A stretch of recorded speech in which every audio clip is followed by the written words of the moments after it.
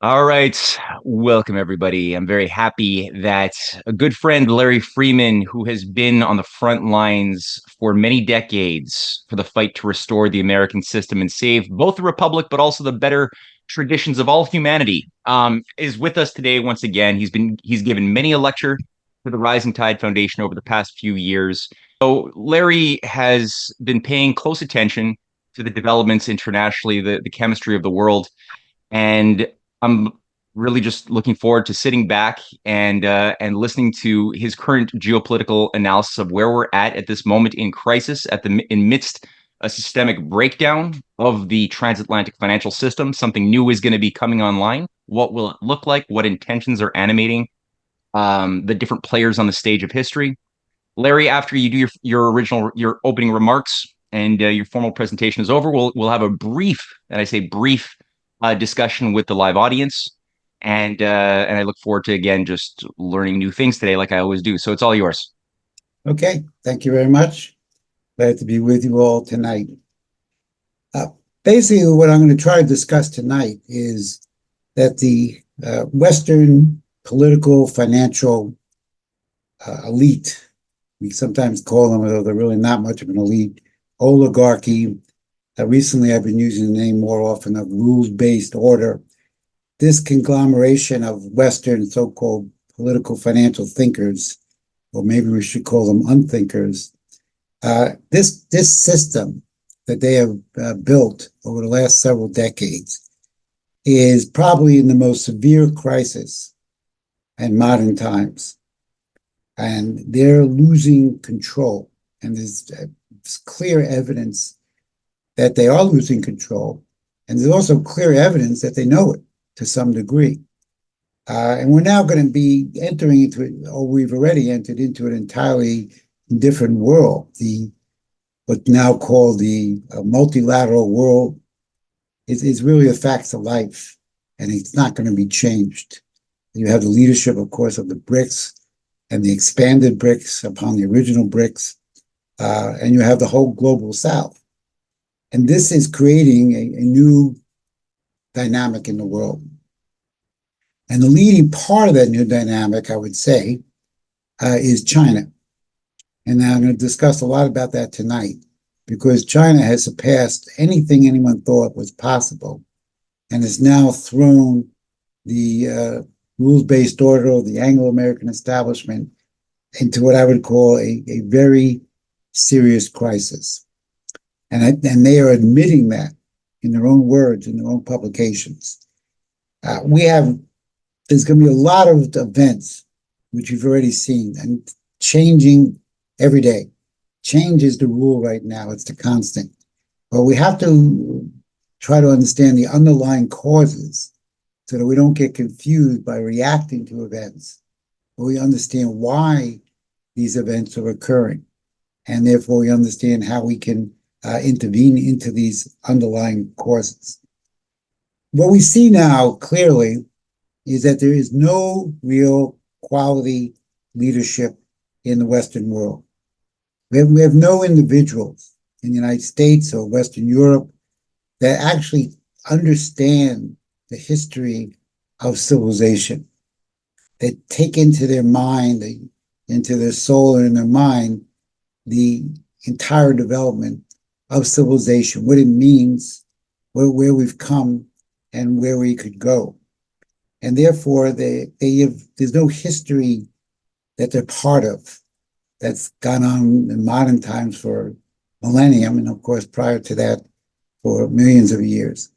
And this is a big problem. The absence of leadership right now in this period of crisis is itself a major factor in the continuation of the crisis itself. If we start from the most fundamental view that we see from the adherents or proponents, advocates of the rules-based order, which is most of the United States government and most of the Western governments. I mean, the Biden administration was obscenely committed to this principle, and they virtually spoke about it all the time. But if we think about, what it is, I mean, it's a pretty animalistic view of the world. It's all against all. It's we have to survive, whoever we are, the nation. Uh, Basically, they don't have any conception of physical transformation. For them, nations are fixed, almost like toys or pieces on a chessboard or game board, and that we have to maneuver them and manipulate them so that we're always in a commanding position. It's a world of victors and victims, losers and winners, the mighty, the less mighty, and we always have to be on top. And if we see anyone else emerging, we have to actually counter them, figure out a way to undermine them or suppress them, or more, what they would really like to do is force them to submit. Once you submit to the rules-based order, then you can be part of the game that's being played. But this fixed world with fixed resources, so it's very, at its roots, it's Malthusian, you have to survive. Who's going to control this or that mineral? Who's going to control this or that resource? And this becomes a life and death matter. But it's all wrong because real politics is not that. I mean, the rules-based order mentality of the fixed world and the zero-sum game is an artificial structure of a ruling elite, of an empire. But it's actually not the way the world operates. And that's why it fails, empires fail, and that's why we're in this crisis today. Because if the most important single fact of politics, and I try very hard to get people to understand this, is the fact of the existence of human cognition. The fact that human beings exist on this planet, and we can debate when we started to see the quality of human creativity in Homo sapiens a few million years ago. But whatever year we pointed to, the fact of the matter is the existence of the cognitive powers of human beings to transform the physical universe by their human intervention upsets everything that the rules-based order believes in. And that's why this mentality is evil, and it's wrong, and it's artificial. Because nations are made of people, and people have powers of creativity, of imagination. And with those powers, which we see in the so-called non-political areas of culture, art, music, etc., those powers transform nations, and they actually transform the physical universe. So if we had real leaders, they would be trying to figure out how to increase this power and use this power. It's also the power of all economic wealth. So we're dealing in an artificial evil structure that rejects the most essential axiom of the universe, which is the power of the mind of the individual. And all it takes is you can use many examples. The very existence of Socrates, his personal existence, and Plato, who we learn Socrates from, this itself proves everything about the rules-based order is wrong, because you have the mind of one person who actually is able to transform society and actually transform the West.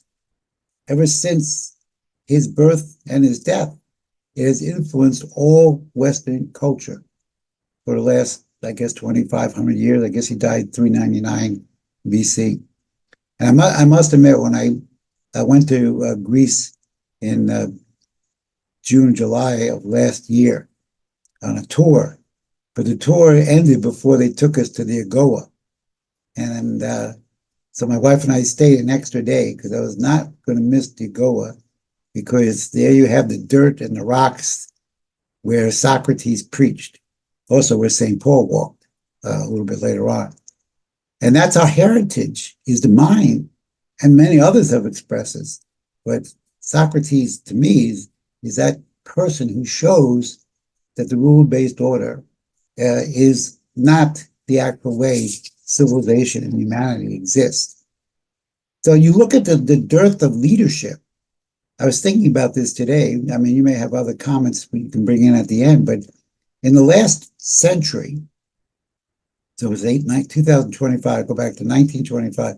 In the last century, I can think of two political leaders and one non-political leader who, even though they existed and they had to deal with the mentality of the rules-based order that surrounded them and inculcated their lives, nevertheless, they were able to break free enough to articulate and lead a movement and a policy for this country that actually was in a positive direction. And I'm thinking about, in the last century, I'm thinking about Franklin Delano Roosevelt, who was actually born in the previous century, was a continuation of the culture from the Civil War. And he died in 1945. And then I'm thinking about John Kennedy, who was a continuation of an earlier generation. And he was assassinated in 1963. And then I'm thinking about Martin Luther King, who was assassinated 5 years later. The assassinations of King and Kennedy surprisingly coincided with the complete transformation of our society, of our economy, and was the beginning point. Their deaths really were the beginning point of the slippery slide that we've been going down now for many decades. And I'll make that point a little bit clearer later on. But basically, at this point right now, the establishment, however you want to call it, is right now in fear of its life. It knows, or some people in it know, some of its spokesmen know, that it is really a challenge. Its very existence is challenged. Now, there's two articles, which I think I saw Matt sent out on the WhatsApp invitation, two articles I've written recently, where I try to develop an understanding of what the establishment is thinking right now. And much of it, of course, it revolves around China, because China has surpassed anything that the West thought was possible. And they're still fairly ignorant about what's actually occurred and how it occurred. But there's two articles, they've appeared, both of them this year, in two different issues of Foreign Affairs. Foreign Affairs is the publication of the Council on Foreign Relations, which I guess is about 100 years old, 1921, 22, established out of the Royal Institute of International Affairs. So we call it the Anglo-American publication. And it still is, through all these years, the premier, not because of its success, but because of the way the unthinking goes in Washington and elsewhere. It is considered the premier publication of the premier think tank, if you want to call it that. I call them unthink tanks, but it's the premier publication of the premier think tank that dominates Washington to this day. And every president has had to deal with one aspect or another of this Anglo-American establishment. Some succeeded to break free, such as Kennedy, Roosevelt in our time. Others could never break free. Others were completely controlled. But this establishment publication has more or less issued a call to arms. They're not just saying things are bad. They're saying we have got to act now to save our existence. And their analysis is still pretty poor, but they can empirically understand or empirically see what is happening to them. And I mean them, to their control of the world. What is happening to their ability to make sure that the rules-based order is the dominant controlling political ideology in the world. And they realize they're losing that. And some think they may have already lost it. But they still have no idea of why and how this is occurring. So they've basically realized that China has passed the United States in all major categories of physical economy and also military, but I'm focusing on the economy now. They've passed them in all major categories.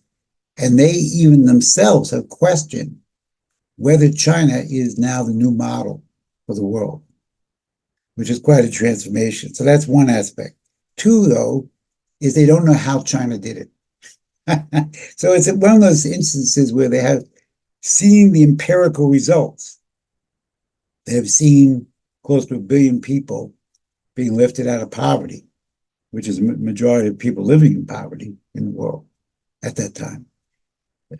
Still, there's hundreds of million people still in poverty, but China transformed that whole concept of how poverty can be eliminated. They don't know how this occurred. They don't know how China became the number one industrial manufacturing capability in the world. But they can see the results. So they empirically are aware that this phenomenon has occurred. But because of their stupidity, they have no idea how it occurred. And therefore, they have very limited solution. So they don't know how China has developed. And then the other aspect, which again, it would be correctable, as all these problems are correctable if they're willing to think, is the modern members of our society and our leaders, they do not understand how the United States was created. They don't know the aspects of the American system of political economy. And that loss of knowledge of our history, which again is knowable. I mean, there's all kinds of ways you could understand this and read it, but they don't have interested. They may pick up a phrase or a word here or there, but they don't really know. So they've lost a resource where they could reach back into the history of the United States and learn how the United States survived and beat back empires and actually became at one point the leading industrial power of the world, I guess from the late 1800s into the early 1900s and through World War II. But they're ignorant, they're lazy, and they don't really understand and respect their own country, even though they will claim they're great patriots and all kinds of glorification of the United States and how great our soldiers are and how great this is and how great that.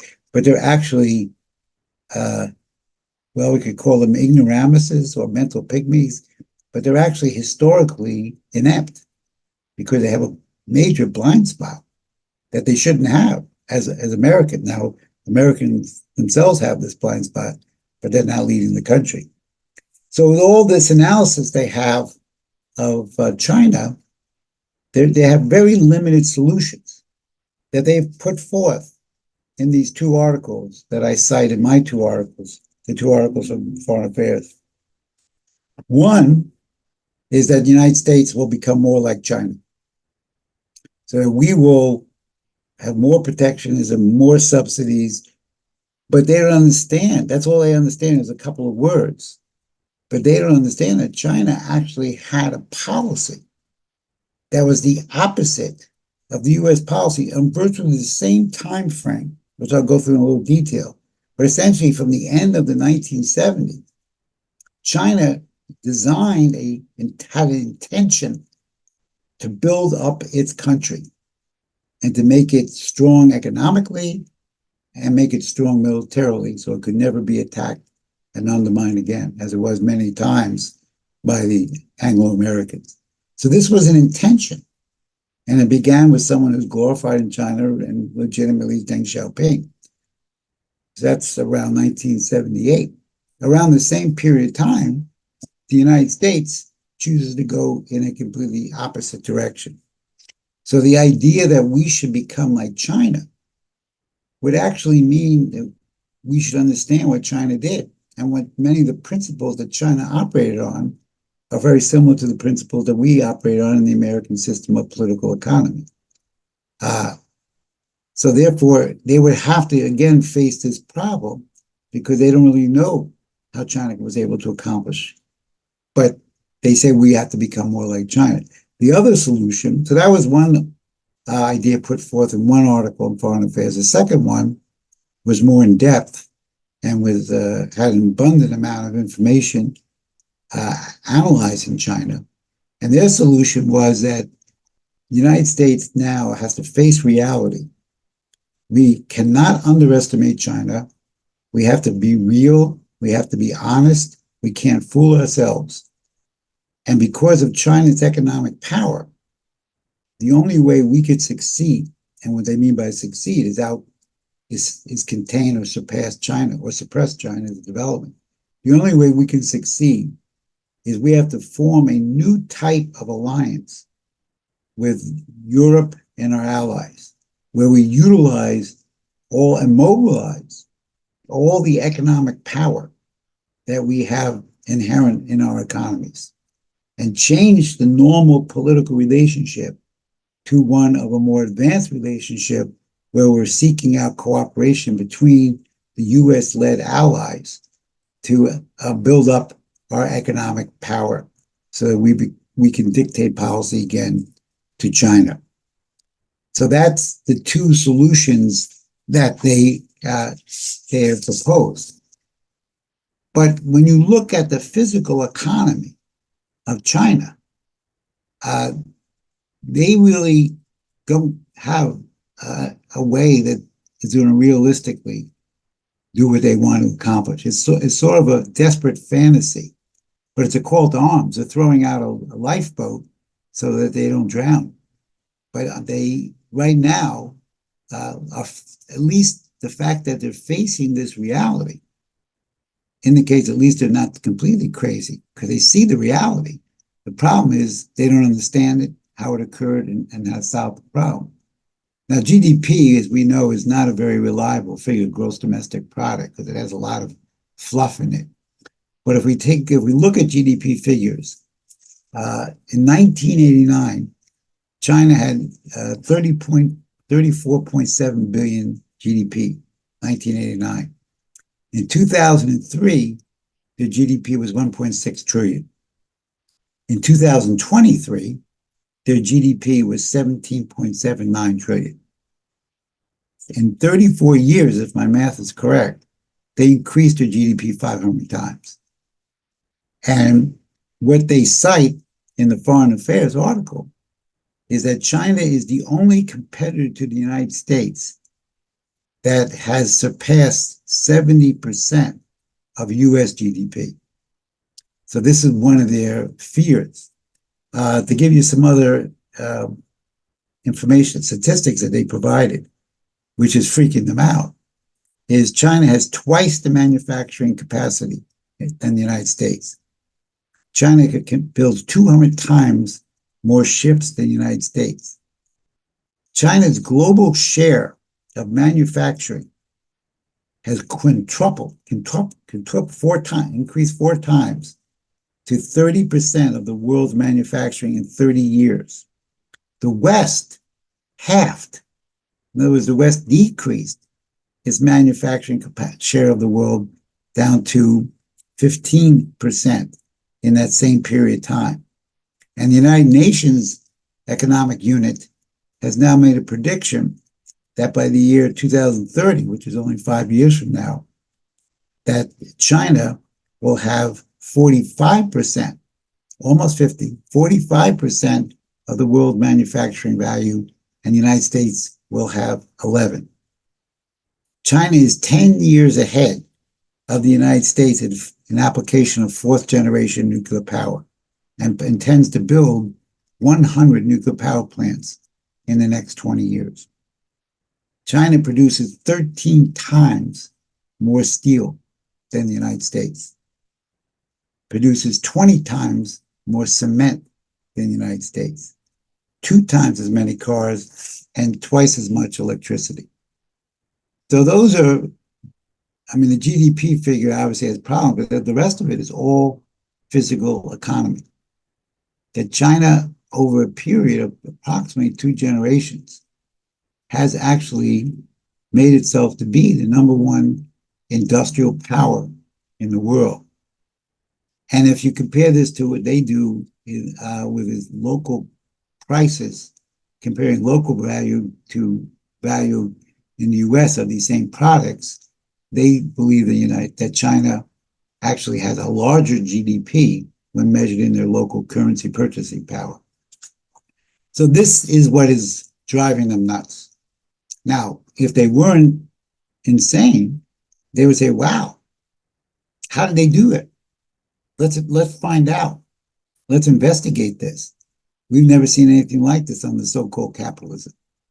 Or they might say, wow, with this potential, we could unite with them and make the world a much better place over the years ahead. We could eliminate poverty. We could eliminate hunger.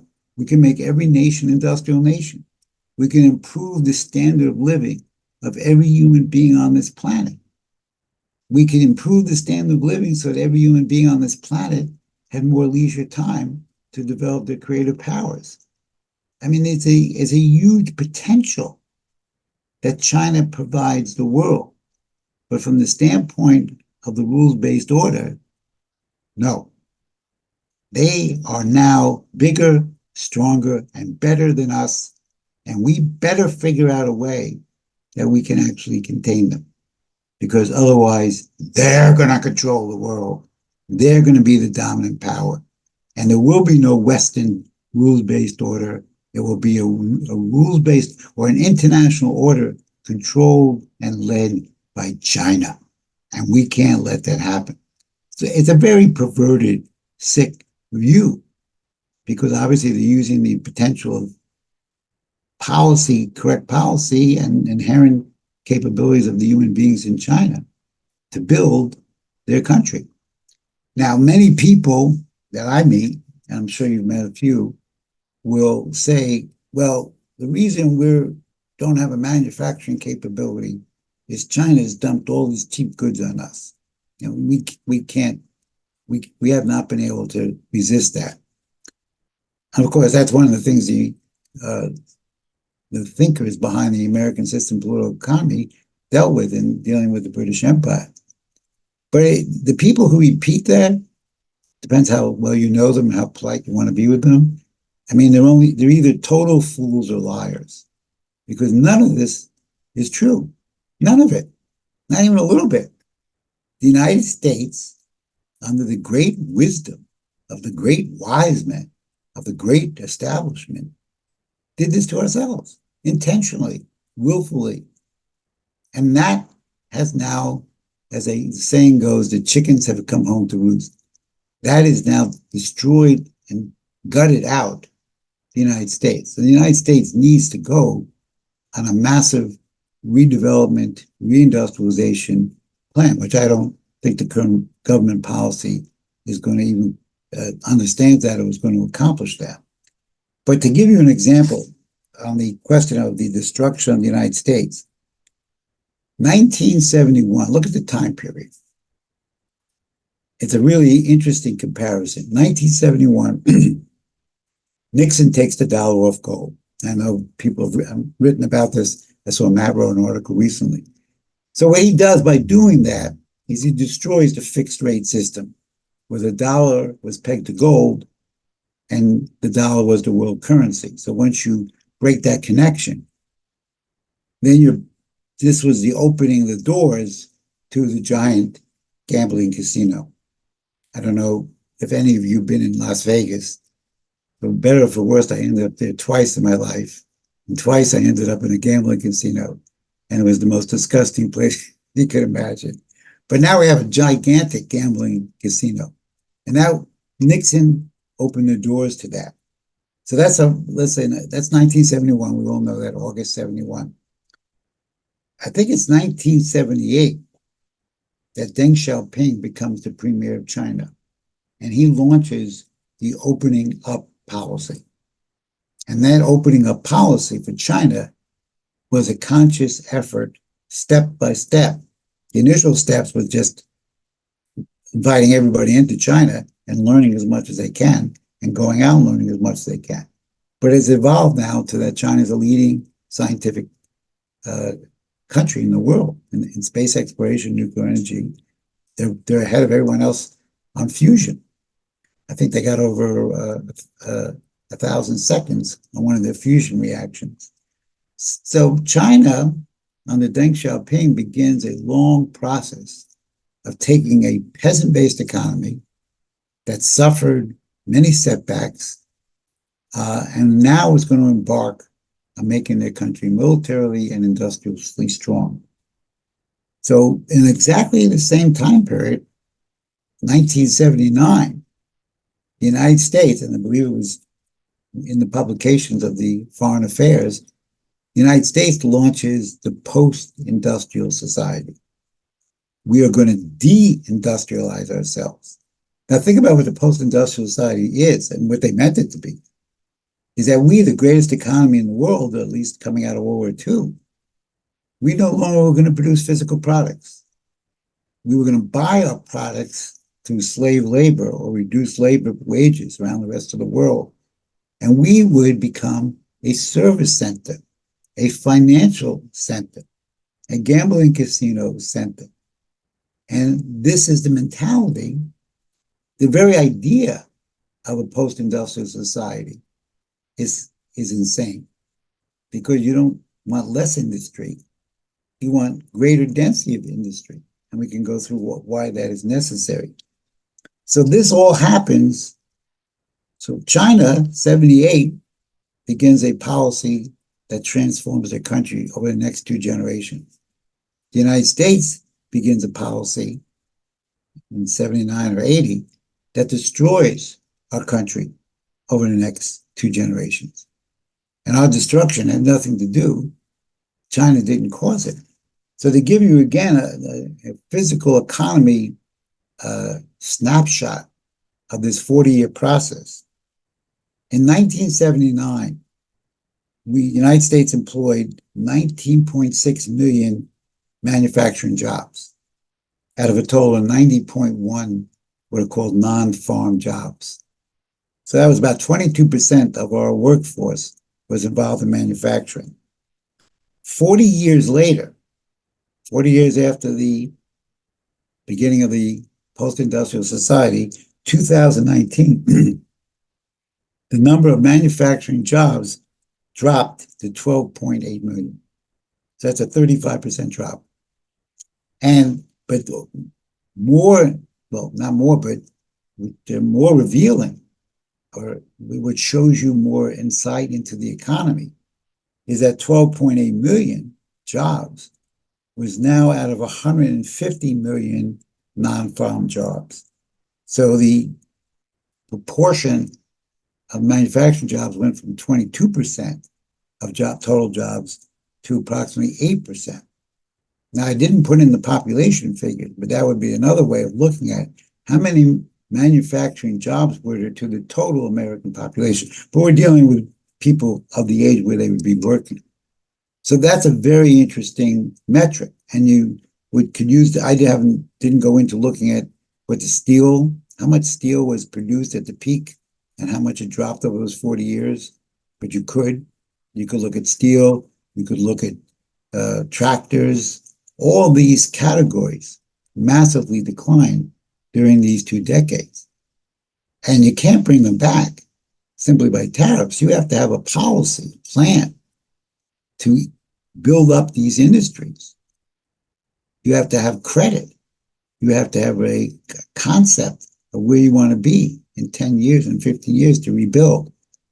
And this is what China did. So this decline in manufacturing jobs was quite significant.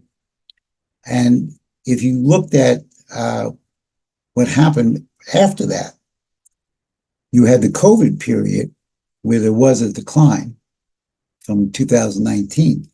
But by 2024, so that's a year ago, that's after COVID, we got back up to 12.9 million jobs.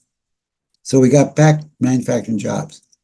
So that's 100,000 more jobs than we had in 1979 in 2024. We went way down on the COVID, but we went back up to only 12.9 million jobs.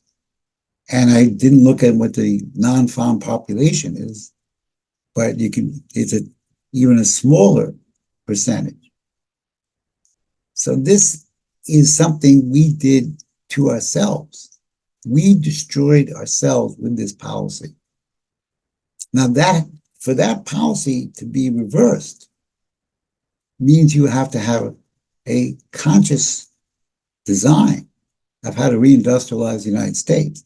during this same period, all the service sector jobs, employment patterns increased. So employment in the service sector, transportation, information, utilities, professional businesses, financial services.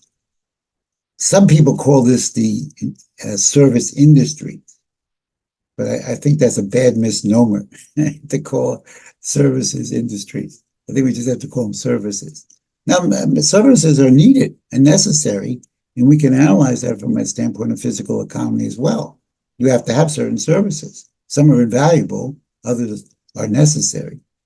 But services do not produce physical wealth. There's no equivalent of a manufacturing job or a bank clerk. And therefore, the increase in the service sector was exactly what these brilliant wise men intended. And it happened. So you have now no more people, you have the same amount of people manufacturing we had in 1979, but to a larger number of employed, to a larger number of people in the service sector, and to a larger population. So we are poorer, poor, poor, poor. And anybody says you're rich because you have a lot of money, you have to ask them, well, where's the manufacturing industry? So this is the problem that one of the major problems that the establishment faces now. Also, this corresponds to, it's no accident, is if you add up all the public and private debt in the United States, all indebtedness. So we know about the federal deficit of 36 trillion. But add to that consumer debt, add to that mortgage debt, credit card debt, student loan debt. If you add up all the debt in the United States is $100 trillion of indebtedness. How does that economy stay afloat? Because 70% or more of the gross domestic product is consumer spending. And that's how this post-industrial society survives. You take away credit or take away credit cards, and the United States economy would collapse to a third world level. Just take away consumer spending, and there is no economy, 70%. That's the reality that is being presented now to the so-called rulers who are supposed to know what to do and how they direct the United States. The danger we face, one of the increasing dangers, aside from the danger of nuclear war, which is something that could derail the entire progress that we're making in the global South.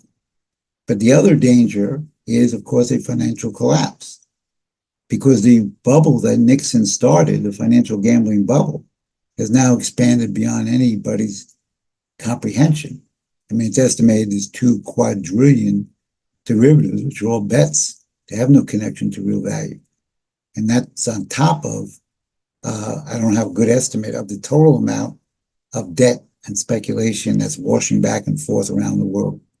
But that bubble can be pricked, and it would be unintentional by what's going on today with these wild gyrations of currencies. So I would say, honestly, from analyzing this material, we would say we're now probably not entering, but we're in already the worst crisis that we have faced in 80 years. That I think is a fair assessment. And therefore, we have to ourselves and our fellow citizens become aware of the nature of this crisis and figure out and make our own contributions, and through education and other means of organizing, to actually bring the United States back to its history, to its roots. And therefore, we could deal with this crisis. There will have to be a deflation of the bubble.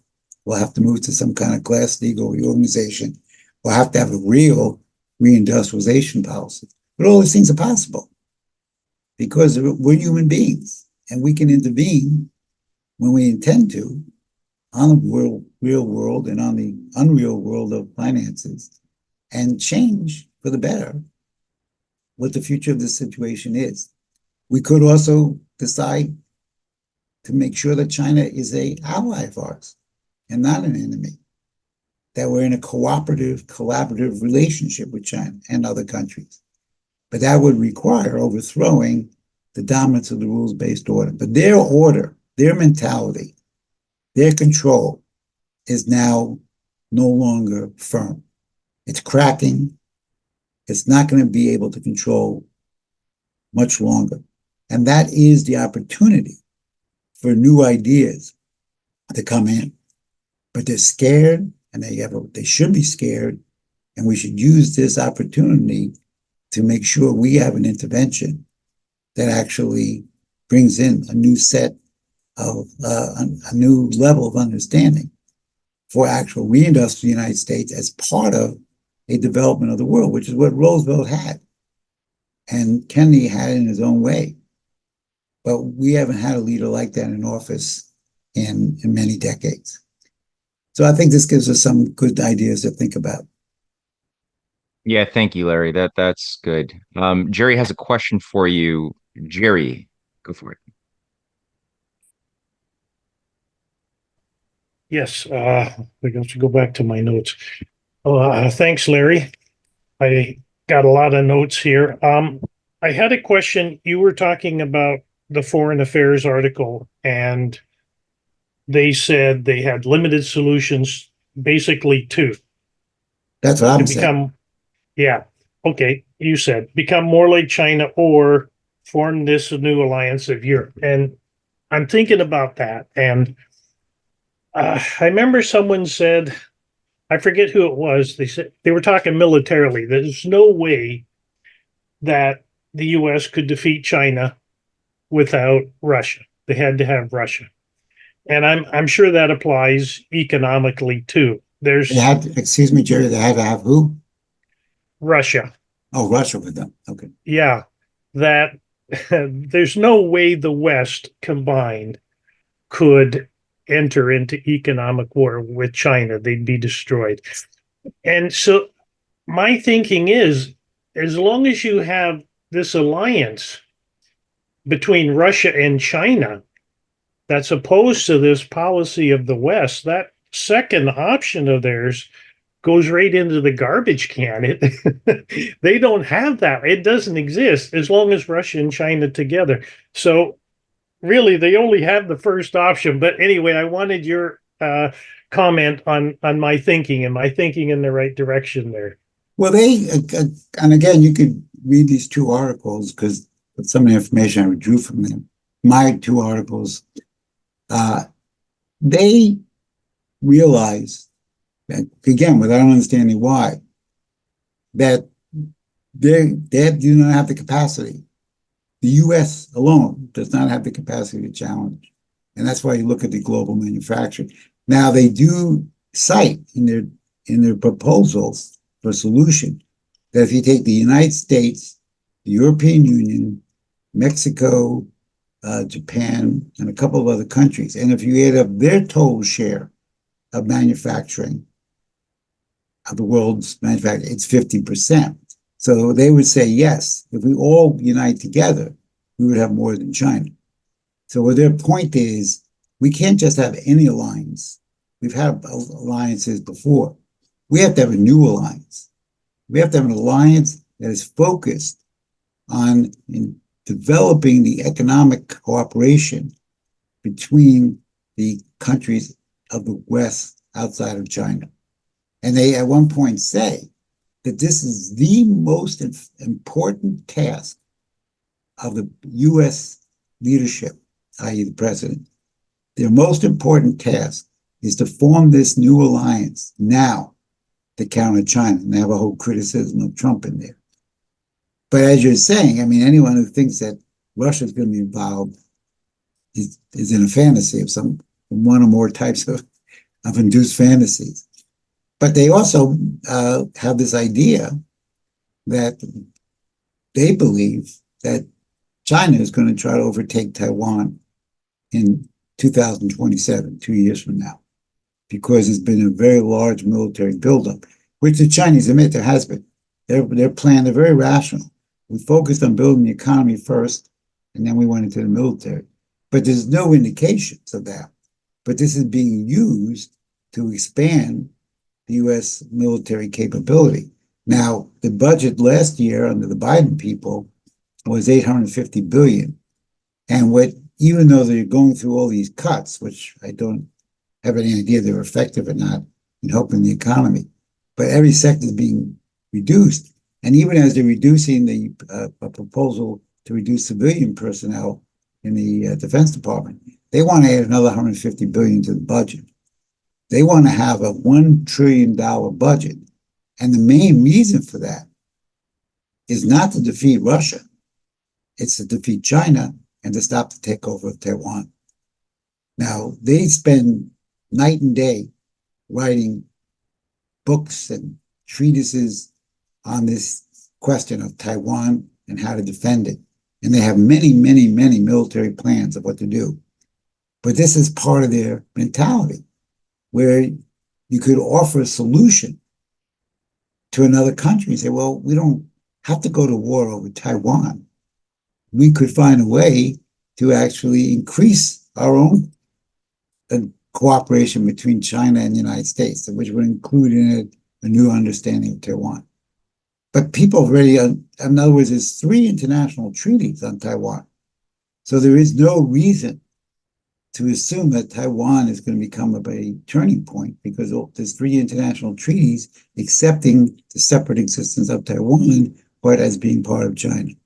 So to answer your question about Russia, they're in a pure fantasy, either drug-induced or some other application, but they're just in a fantasy. It's never going to happen.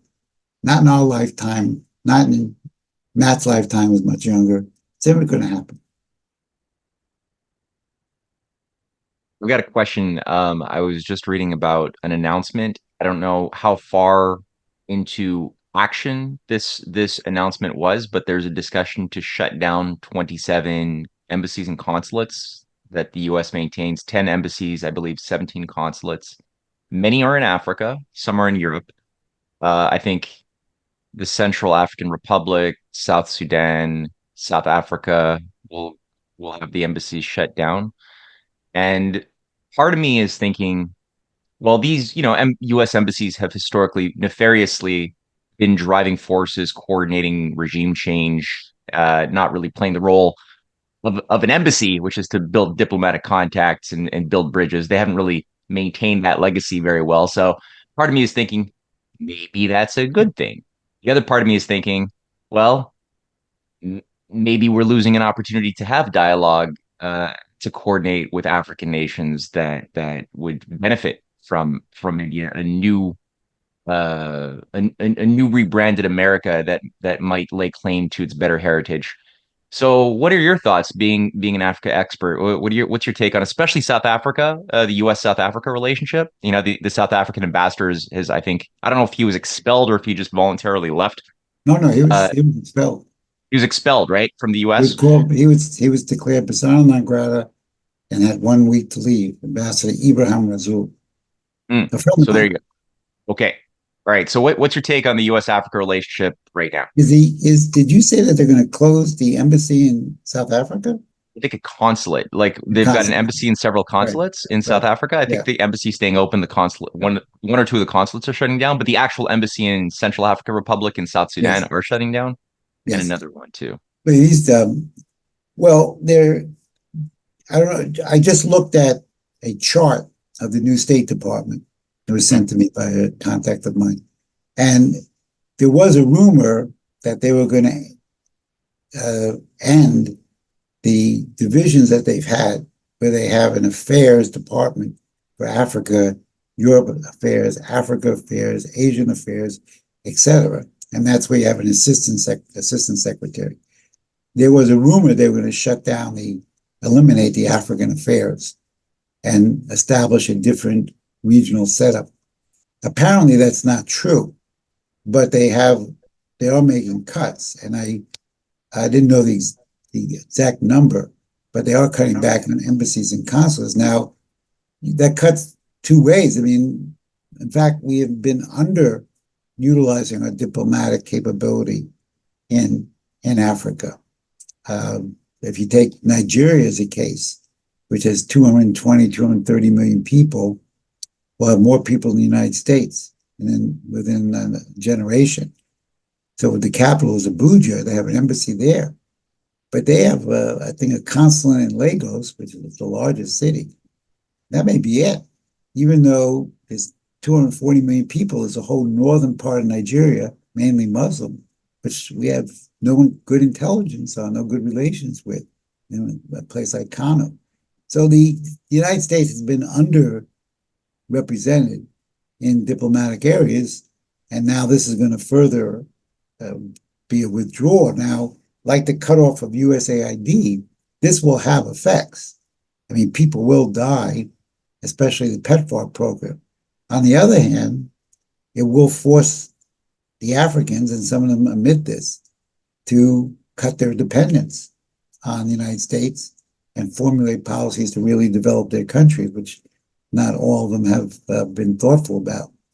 And maybe this cutback in the United States will force these countries to wake up more, but it's a dangerous game because China now has the most embassies, and Russia is now on the building up. Even during the war with Ukraine, they've expanded some of their capabilities, including in northern Sudan. So I would say the United States under this current administration, but it's not significantly different than early ones, there's constant withdrawal from Africa. And the Africans are realizing this, and China is gaining, no question about it, but the Africans, it's an opportunity for them to realize the changes they have to make. The situation in South Africa is very bad. The Ibrahim Rasool, who was an ambassador here during the Obama days, really a smart guy. He made public too. He was speaking to a South African webinar, and he made some comments that were not supportive of Trump. And so Rubio just decided to cut it off and said, you're persona non grata.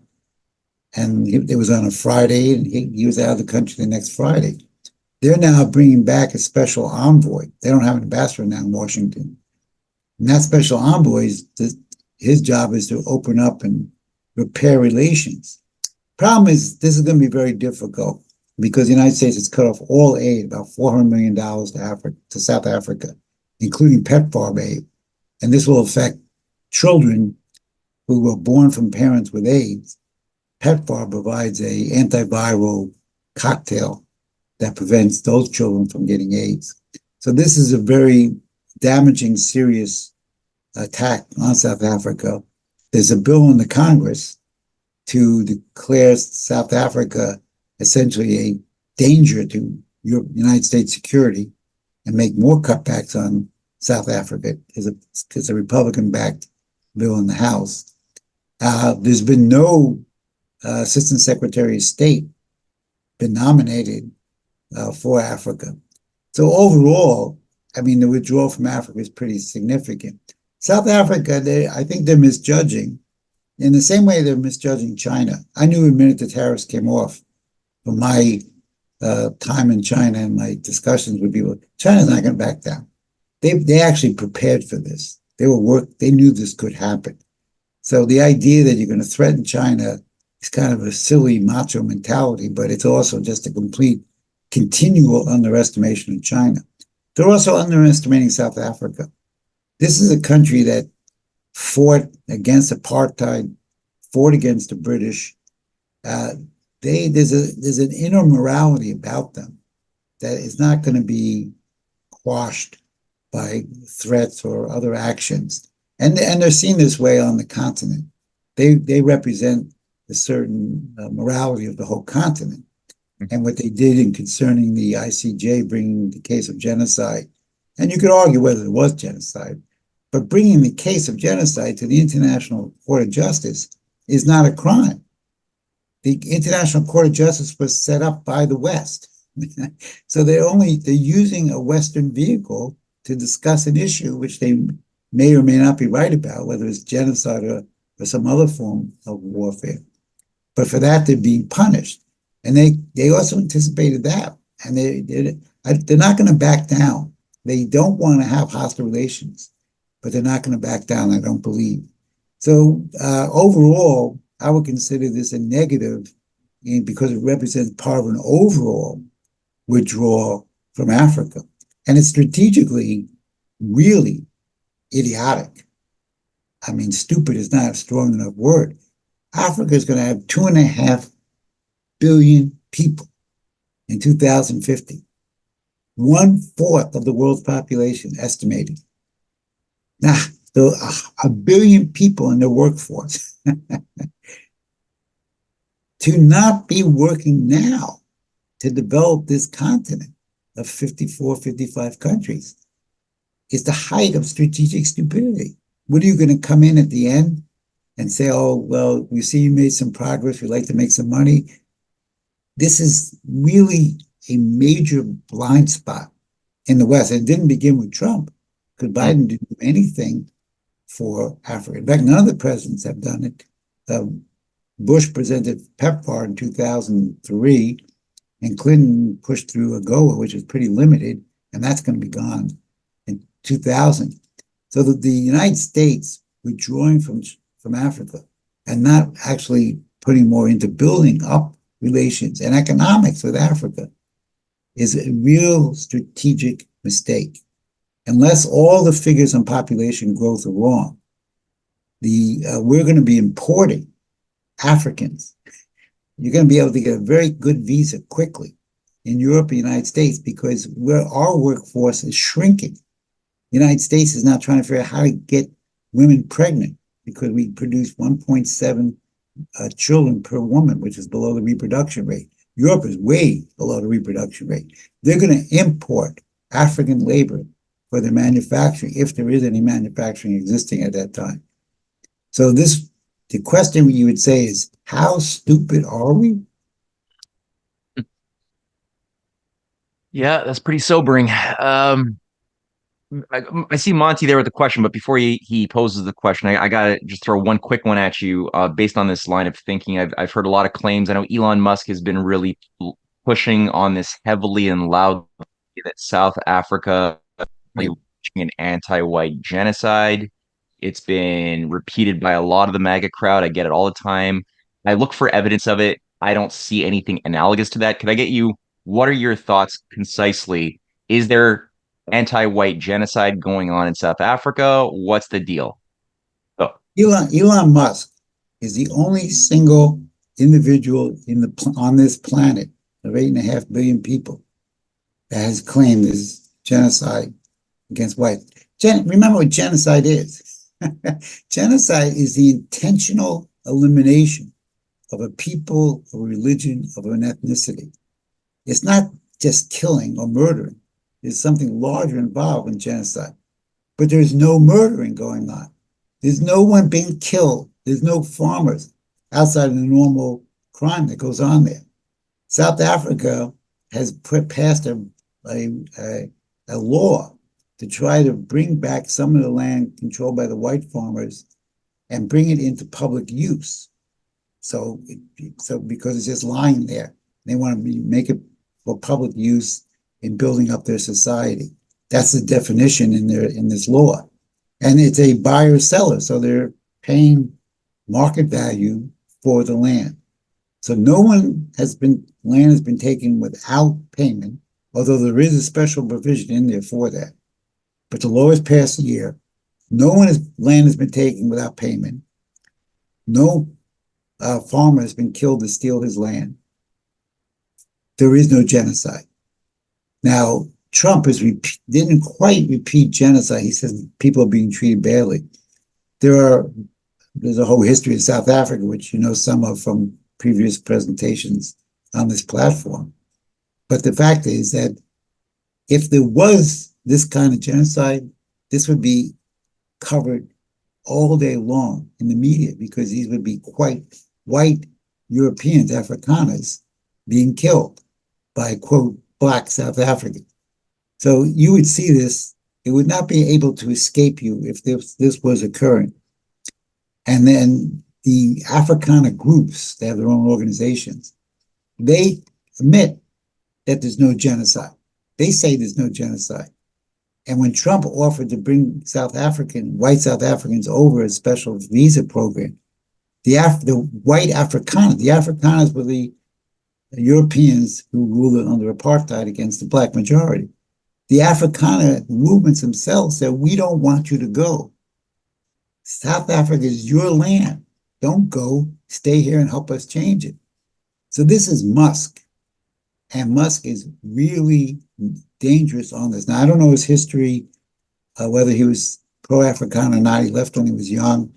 There's some questions raised about on his mother's side of the family. But he's doing this deliberately to cause a crisis in South Africa and obviously to cause problems for this administration. But I can say with definity, no genocide has occurred.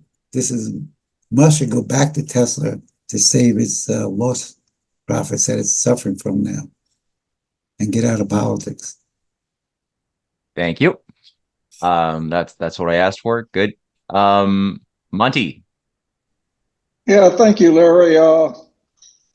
I'd like to address one thing that just developed today, which really I think relates to this thing, because we're not just dealing with a Sinophobia and Russophobia. We're dealing with really a hatred of humanity. And it appears the collective West is willing to commit suicide on the installment plan rather than give up their pipe dream of this rules-based order.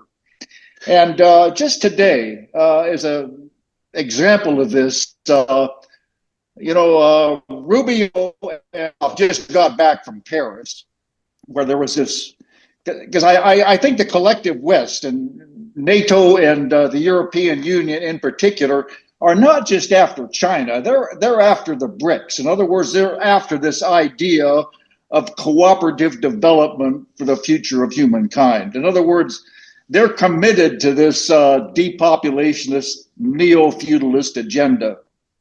And just today, as an example, Rubio and Witkoff got up and left the meeting in Paris because they put this Kellogg plan on place, which was Trump's plan, which made a lot of concessions, to try to come to some accord with Ukraine insofar as a peace deal.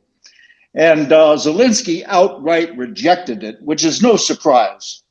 Okay, he's even demanding Crimea back. He's demanding basically that Russia surrender. Now, what is surprising is that the European Union and NATO, all of them in unison, also rejected that plan and are demanding that Trump capitulate and Russia capitulate, because Trump basically said he's going to walk away if they don't accept this. Well, now it appears he's somewhat dithering on this subject. So now you have Witkoff going to see Putin here, I think, tomorrow. And hopefully that'll feed into Trump a little bit to hold the line on this, because basically they're demanding he capitulate, and NATO and the EU, which is basically taken over by NATO, in other words, this Nazi ideology, and they just dug in on this. So I wonder if you might comment on this insofar as in relationship to where we're at with this and what has to be done. Well, I think that Rubio and Weisskopf didn't walk out of the meeting. I think they didn't go to the meeting. I think once they heard Zelensky's remarks against it, I think they skipped the meeting. That was what I thought happened. But it's the same. It's the same point. That, this is one area I should have mentioned more on, but that's also part of the crisis that the rules-based order is going through, is that Trump has basically challenged NATO. And he basically broke with the, quote, rules-based order NATO policy when a month or so ago he had an hour-and-a-half discussion with Putin. And that essentially broke the isolation around Putin and broke the pariah status. So he is overthrowing some of the structures of the rules-based order on the NATO side, which is also another problem for these guys to maintain their control. his view is that Russia's could defeat Zelensky and take over all of Ukraine. And Trump believes that Russia is making a concession by establishing public ownership of Crimea and some of the land that they've occupied inside Ukraine. And he's challenging the NATO crowd on this question so far. And he right now could be the only person, has so far been the only person that's trying to break control of this NATO alliance against Russia. But he's also under a lot of pressure too most of the Republican Party would believe this, would say we have to support Zelensky 100%. And now the Europeans are saying we're going to form our own military alliance, which I think is a joke.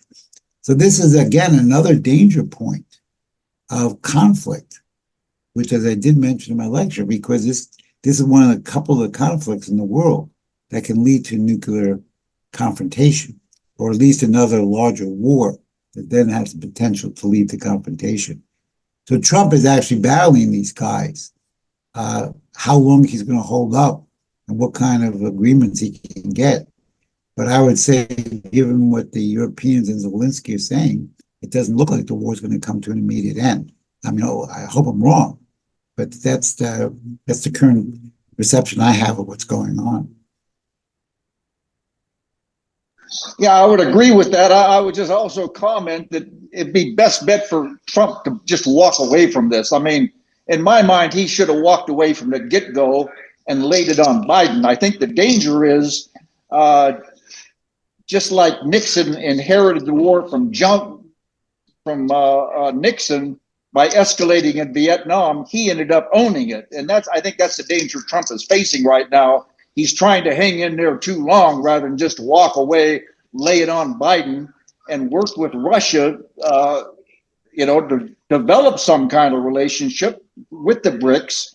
And even their intervention with Iran right now, that would be a key factor, having Russia on our side. But I think the more he dithers, the more danger he is in owning this war and being bought in and escalating it. Well, that's a good point. I mean, if you were thinking clearly strategically, what is in the interest of the world, you pretty much would come to the conclusion that you need at least an alliance of Russia, China, United States, and probably Iran because of its position in the world, in the region it's in, population size, its influence. You probably need these four countries to begin and maybe also India, to be the embryo of a larger strategic design for development on the planet in terms of new security arrangements, new financial arrangements, new industrial policies, etc. So the good thing is that Trump has opened up a dialogue with Putin. And don't forget, he was isolated for 3 years. No one in the West would talk to him, which shows what idiots they were. And Biden called him a dictator at one point. I don't know if Biden went so far as to call Xi a dictator, but Biden's pretty loose with the names he calls. You can't move the world forward without Russia. That's a fact of life. It's like you can't move the world forward without China and probably Iran.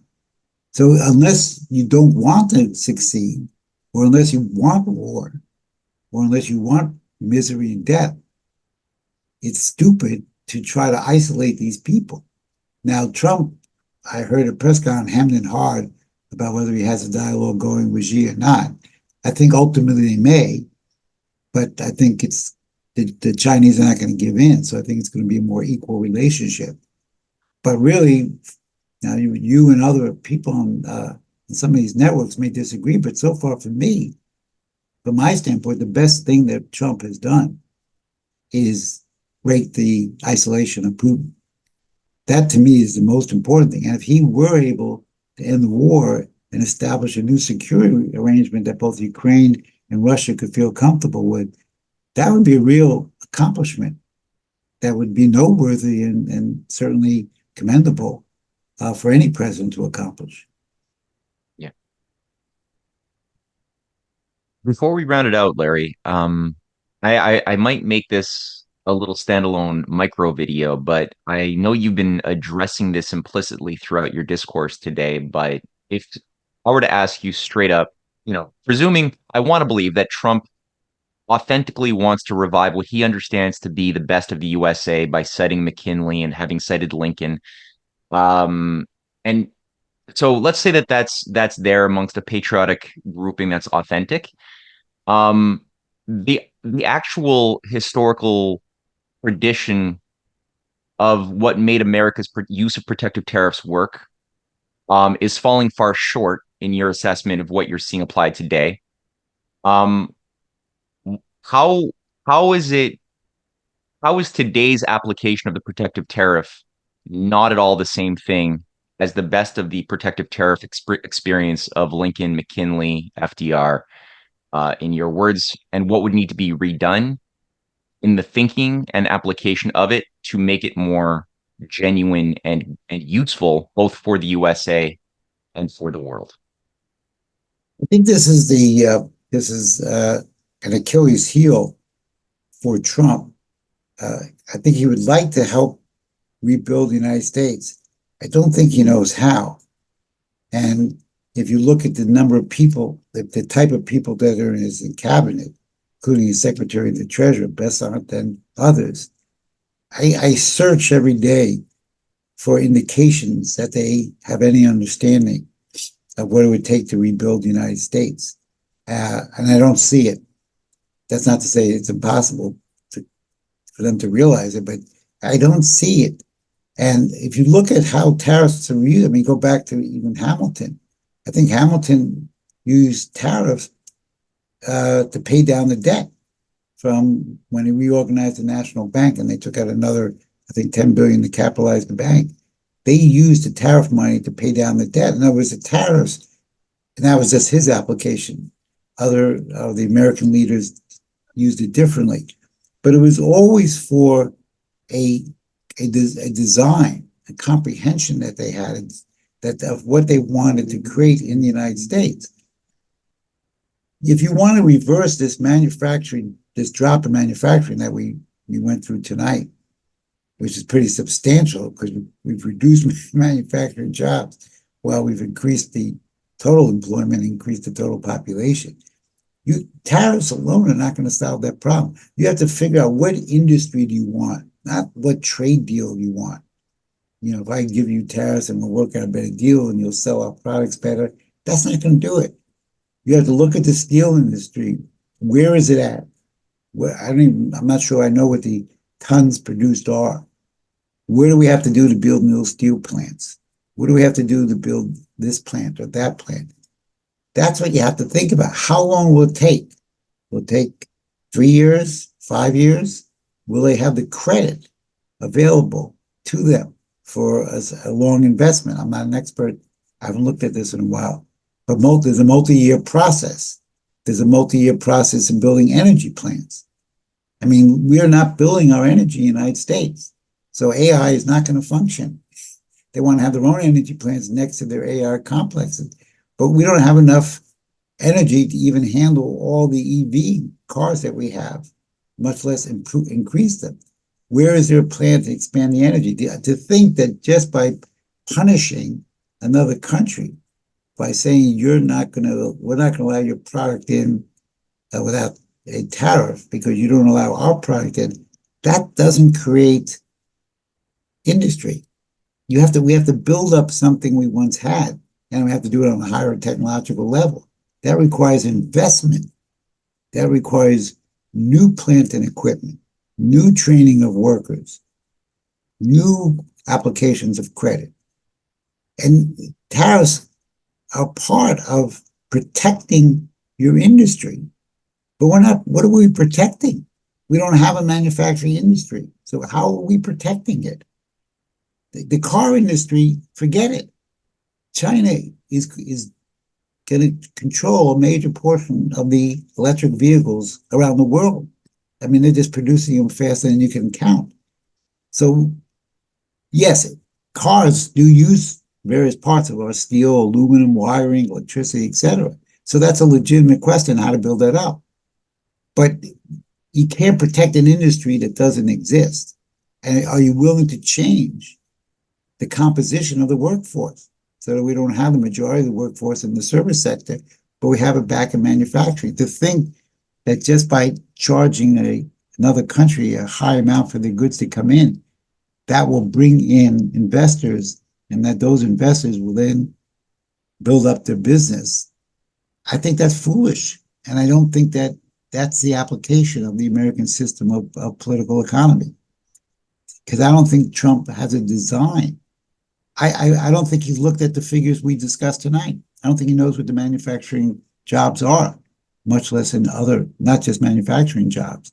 So I think maybe he would want to reindustrialize the nation, but there's nothing in his background. As a real estate mogul, guy built casinos, which are totally useless for society, hotels, which are semi-useless. He has no background in understanding what it takes to build and to industrialize a nation. And maybe he'll come to that, and maybe there's someone he'll pull in his cabinet, but so far I don't see it. And I would like to think there is, and I know there's some people who do. They say, well, despite all Trump's problems, he really wants to do this. But it's got to be more than want to. He's got to show some signs that he knows what to do and he intends to do it. And I haven't seen that yet. Thank you. The stats you cited tonight were great. Do you plan on, or have you already, or do you plan on composing an article featuring all of those incredible stats, the loss of manufacturing, what have you, that you cited in today's presentation, or should I just go back and take a ton of notes? They're all in the article. They're all in the article. Okay. There's Cool. 2 articles that I suggest people read, and that'll save you from getting carpal tunnel syndrome on your wrist. They're all in there, and they all came from Foreign Affairs. So they were brutally accurate and brutally devastating. So you have to say to yourself, why? I mean, those are figures that are more devastating than I knew. They're doing it to saying, wake up, we got to change. The problem is they don't know how to change or what to change to, but they know that they're losing in their view of the world. Fascinating. Larry, thank you so much. Those 2 articles will be cited in the description box under this video as soon as it goes online. Thank you, everybody. And keep in mind, tomorrow is Elba Day, April 25th, the meeting at the Elba River between Russian and U.S. troops in 1945. Ed Lozansky, myself, we're coordinating an event. It begins, I believe, at 8 o'clock a.m. Eastern time. It goes till about 11:30. With a lot of speakers. We've got the mayor of Torgau, who just said he'd like to speak. So it should be interesting. And there'll be, I think, events in Washington as well as in Moscow, live events with a lot of soldiers, veterans from World War II. So for those who would like to, I just sent it out to all paid subscribers to get online access. Don't share it.